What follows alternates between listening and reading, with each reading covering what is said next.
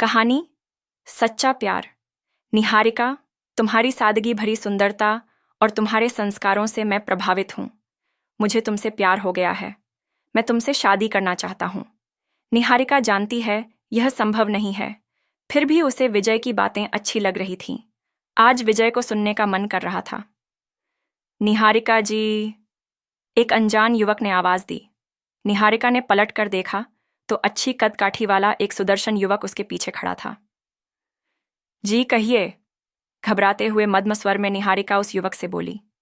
निहारिका के भीतर एक खलबली मची हुई थी कि इस अनजान युवक ने मुझे क्यों आवाज दी। उससे भी ज्यादा असमंजस इस बात की थी कि यह युवक मेरा नाम कैसे जानता है। उस युवक ने निहारिका से गेट के एक तरफ होने का आग्रह किया और खुद उस तरफ बारच गया। निहारिका भी उसके साथ साथ बैंक के कॉरिडोर के उस हिस्से में आ गई जहां अमूमन कम चहल पहल होती है। मेरा नाम विजय है, वह युवक थोड़ा हिचकिचाते हुए बोला। मैं इसी बैंक में काम करता हूँ, इसलिए आपका नाम, पता, घर सब जानता हूँ। मैं आपसे कुछ कहना चाहता हूँ। निहारिका बोली। जी कहिए, क्या बात है? मैं आपसे दोस्ती करना चाहता हूँ। मैं लड़कों से दोस्ती नहीं करती, और मैं तो आपको जानती भी नहीं हूँ। आपको पहली बार देख रही हूँ। निहारिका ने विनम्रता से कहा।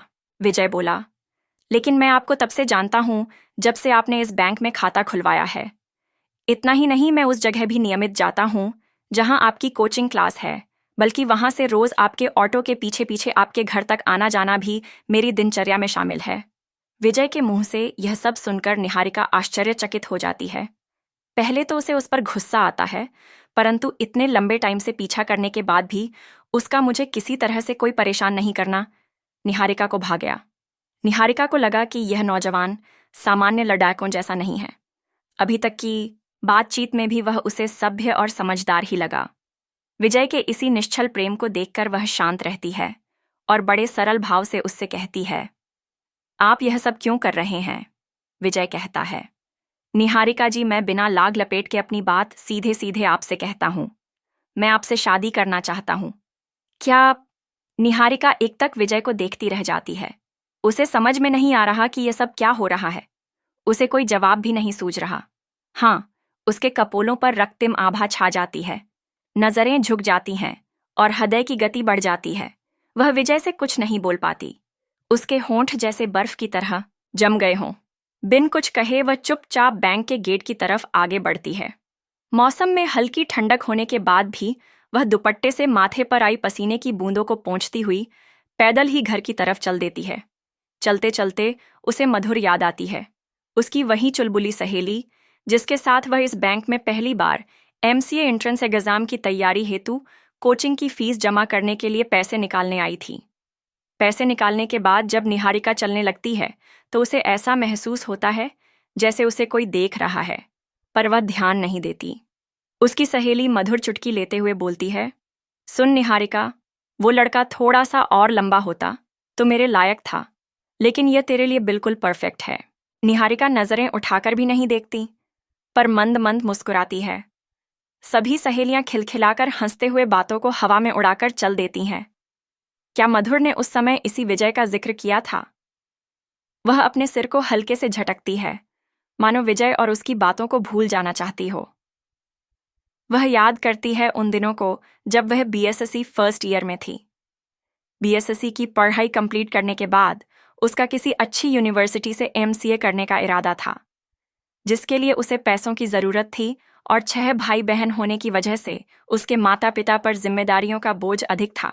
इसलिए वह आगे की पढ़ाई के लिए अपने माता पिता से पैसे नहीं लेना चाहती थी। पढ़ाई के साथ साथ निहारिका ने ट्यूशन पढ़ाना शुरू कर दिया। ट्यूशन से मिले पैसों को वह हर महीने बैंक में जमा कर देती थी। बैंक उसके घर से नजदीक ही था। निहारिका बीएसएससी प्रथम श्रेणी में उत्तीर्ण होती है। कोचिंग में एडमिशन लेने के बाद हर महीने की तरह निहारिका इस महीने भी ट्यूशन से मिले पैसे जमा करने आई थी। तभी इस अनजान युवक विजय से मुलाकात होती है। उसकी याद आते ही निहारिका का हृदय बिजली की गति से धड़कने लगता है। चलते चलते उसने फैसला किया कि विजय के बारे में मां को जरूर बताएगी। घर पहुंचकर निहारिका मां को सारी बात बता देती है। मां पापा को सब बता देती हैं।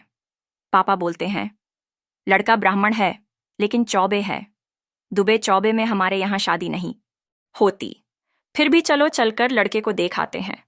निहारिका के साथ दोनों लोग बैंक जाते हैं। दूर से ही विजय को देखकर घर वापस आ जाते हैं। पापा एक लंबी गहरी सांस लेते हैं और बड़े दबे हुए स्वर में कहते हैं, लड़का तो अच्छा है, परंतु पिताजी नहीं मानेंगे। बहुत ही जिद्दी हैं। गांव की पूरी संपत्ति उठाकर किसी और के नाम कर देंगे, मारपीट करेंगे, घर के दरवाजे हमेशा के लिए बंद कर देंगे, बिरादरी से भी बाहर निकाल देंगे। इससे हमारे और बच्चों के जीवन पर बुरा असर पड़ेगा। 1 महीने बाद फिर निहारिका बैंक जाती है। पहुंचते ही विजय निहारिका को रोक लेता है, जैसे वो निहारिका का पहले से ही इंतजार कर रहा हो। निहारिका, मुझे थोड़ा समय दे दो, मैं तुमसे बात करना चाहता हूं। विजय, समझने की कोशिश करिए, कोई फायदा नहीं, मेरी शादी आपसे नहीं हो सकती। ठीक है, हम कहीं और बैठकर थोड़ी देर बात तो कर सकते हैं। ओके, बोलकर निहारिका घर वापस आ जाती है। माँ, विजय ने आज मुझे फिर रोका। कहता है कुछ देर कहीं और बैठकर मुझसे बात करना चाहता है। बोलो माँ, मैं क्या करूं? उसका निश्चल प्रेम देखकर मैं सख्ती से बोल भी नहीं पाती। माँ, क्या कोई किसी से इतना निश्चल प्रेम कर सकता है?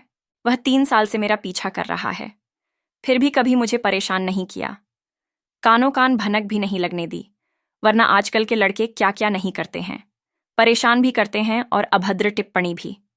इनकार करने पर बदनाम करने या हासिल करने के 1000 हथकंडे अपनाते हैं। लेकिन विजय ने मुझे 3 साल के बाद प्रपोज किया। माँ, क्या कोई लड़का इतना भी शरीफ हो सकता है?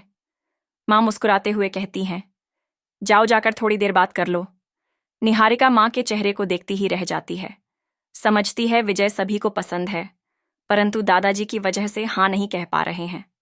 निहारिका भी ऐसा कोई कदम नहीं उठाना चाहती थी जिससे माँ पापा को कोई तकलीफ हो। अगले दिन निहारिका विजय से मिलने जाती है। दोनों एक रेस्टोरेंट में जाकर बैठते हैं। विजय कोल्ड ड्रिंक मंगाता है। निहारिका, तुम्हारी सादगी भरी सुंदरता और तुम्हारे संस्कारों से मैं प्रभावित हूं। मुझे तुमसे प्यार हो गया है, मैं तुमसे शादी करना चाहता हूं। निहारिका जानती है यह संभव नहीं है, फिर भी उसे विजय की बातें अच्छी लग रही थीं। आज विजय को सुनने का मन कर रहा था, परंतु अपने आप को संभालते हुए निहारिका कहती है, आप ब्राह्मण हैं, फिर भी हमारी शादी नहीं हो सकती। हमारे यहाँ दुबे चौबे में शादी नहीं होती, मेरे दादाजी नहीं मानेंगे। मुझे एक बार अपने पापा से मिलवा दो, मैं तुमसे वादा करता हूं यदि उन्होंने इनकार कर दिया तो मैं कभी तुम्हारी गली में कदम नहीं रखूंगा, कभी तुम्हें परेशान नहीं करूंगा, हमेशा के लिए चला जाऊंगा, कभी भी तुम्हारे सामने नहीं आऊंगा। निहारिका जानती थी कोई फायदा नहीं होगा, पापा कभी भी दादाजी के खिलाफ नहीं जाएंगे और जाना भी नहीं चाहिए।